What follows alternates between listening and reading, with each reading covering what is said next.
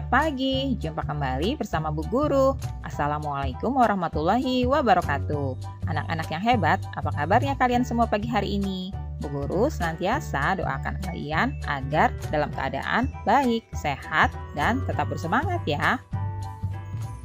Pagi ini Bu Guru akan menyampaikan materi pelajaran untuk SD kelas 5, tema 7, subtema 2, peristiwa kebangsaan masa seputar proklamasi, pembelajaran ke-1. Namun sebelum kita mulai, marilah kita awali pembelajaran kita pagi hari ini dengan pembacaan doa terlebih dahulu ya, agar kita senantiasa diberikan kesehatan dan juga kemudahan untuk memahami materi pelajaran yang akan Bu Guru sampaikan pada pagi hari ini. Nah, anak-anak yang hebat, apakah kalian sudah siap semuanya? Anak-anak, terbentuknya Negara Kesatuan Republik Indonesia tidak hanya cukup dengan pembacaan naskah Proklamasi Kemerdekaan pada tanggal 17 Agustus 1945. Namun, terbentuknya Negara Kesatuan Republik Indonesia melalui berbagai tahapan dan juga peristiwa ya. Tahapan dan peristiwa memperkukuh terbentuknya Negara Kesatuan Republik Indonesia. Saat ini pun kita masih harus tetap mempertahankan kedaulatan negara. Proklamasi menjadi peristiwa yang paling bersejarah bagi bangsa Indonesia. Proklamasi menjadi tonggak sejarah berdirinya bangsa Indonesia menjadi negara yang merdeka dan berdaulat. Proklamasi menjadikan bangsa Indonesia terlepas dari penjajahan. Proklamasi juga menjadi awal bagi bangsa Indonesia untuk menentukan nasibnya sendiri.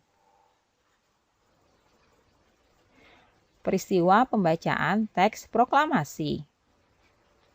Pembacaan teks proklamasi kemerdekaan dilaksanakan pada hari Jumat, tanggal 17 Agustus 1945. Sejak pagi telah dilakukan persiapan di rumah Insinyur Soekarno untuk menyambut proklamasi kemerdekaan Indonesia. Banyak tokoh pergerakan nasional beserta rakyat berkumpul di tempat itu. Mereka hadir untuk menjadi saksi pembacaan teks proklamasi kemerdekaan Indonesia. Berikut ini acara yang disusun dalam upacara di kediaman Insinyur Soekarno itu, antara lain sebagai berikut. Yang pertama, pembacaan teks proklamasi kemerdekaan Indonesia. Yang kedua, pengibaran bendera merah putih. Dan yang ketiga, sambutan Wali Kota Suwiryo dan juga Dr. Muwardi. Upacara proklamasi kemerdekaan berlangsung tanpa protokol. Latif Hendraningrat memberi aba-aba siap kepada semua barisan pemuda. Semua yang hadir berdiri tegak dengan sikap sempurna. Insinyur Soekarno dan Dr. Andes Muhammad Hatta dipersilakan maju mendekati mikrofon. Dengan suaranya yang mantap, Insinyur Soekarno didampingi Dr. Andes Muhammad Hatta membacakan teks proklamasi kemerdekaan Indonesia yang telah diketik oleh Sayuti Melik. Berikut teks proklamasi yang diketik oleh Sayuti Melik. Proklamasi. Kami bangsa Indonesia dengan ini menyatakan kemerdekaan Indonesia. Hal-hal yang mengenai pemindahan kekuasaan dan lain-lain diselenggarakan dengan cara seksama dan dalam tempo yang sesingkat-singkatnya. Jakarta, hari 17 bulan 8 tahun 1945 atas nama bangsa Indonesia Soekarno-Hatta. Nah, demikianlah bunyi teks dari proklamasi ya anak-anak. Sesaat setelah pembacaan proklamasi kemerdekaan, dilanjutkan upacara pengibaran bendera merah putih. Bendera Sang Saka merah putih dijahit oleh Ibu Fatmawati Soekarno. Suhud mengambil bendera dari atas baki atau nampan yang telah disediakan dan mengibarkannya dengan bantuan Sodanco Latif Hendraningrat. Kemudian, sang merah putih mulai dinaikkan dan hadirin yang datang bersama-sama menyanyikan lagu Indonesia Raya. Bendera dinaikkan perlahan-lahan menyesuaikan syair lagu Indonesia Raya. Nah, anak-anak sekarang buatlah ulasan mengenai isi bacaan di atas tadi ya. Kalian tuliskan pada kolom berikut ini. Sekarang coba kalian jawab pertanyaan ini ya. Apa judul bacaannya? Ya, benar sekali. Judulnya adalah Pengibaran Bendera Merah Putih. Lalu, isi bacaan yang paling menarik menurut kalian apa? Nah, di sini kalian bisa tuliskan bendera Sang Saka Merah Putih dijahit oleh Ibu Fatmawati Soekarno. Kemudian anak-anak, kalian tuliskan kembali peristiwa proklamasi kemerdekaan Republik Indonesia melalui kegiatan berikut ini ya. Nah, kalian jawab pertanyaan-pertanyaan ini. Pertama, kapan teks proklamasi kemerdekaan dibacakan? Siapa yang ingat? Ya, benar sekali. Teks proklamasi kemerdekaan dibacakan pada tanggal 17 Agustus 1945. Kemudian, di mana teks proklamasi dibacakan? Ya, benar, di rumah Insinyur Soekarno. Lalu, siapakah yang membuat dan membacakan teks proklamasi kemerdekaan? Ya, tepat sekali. Yang membuat adalah Sayuti Melik dan yang membacakannya adalah Insinyur Soekarno.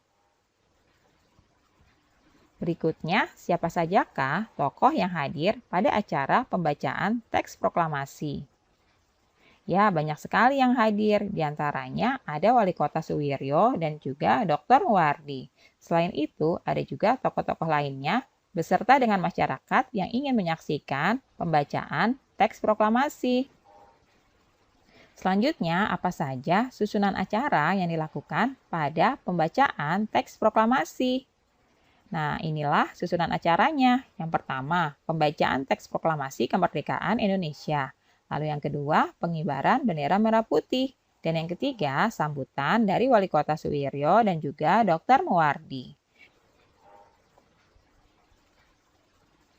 Anak-anak, sekarang kita tahu bahwa teks proklamasi dibacakan pada pukul 10 waktu Indonesia bagian Barat. Bagaimanakah kira-kira cuaca dan suhu udara pada saat itu? Apakah kalian bisa membayangkannya? Nah, apa yang kamu rasakan saat ini pada pukul yang sama, yaitu pukul 10 waktu Indonesia bagian Barat? Bagaimanakah suhu udara saat ini? Panas atau dingin ya? Suhu udara yang kita rasakan sangat terpengaruh oleh sinar matahari. Jika intensitas sinar matahari tinggi, maka suhu udara pun akan tinggi.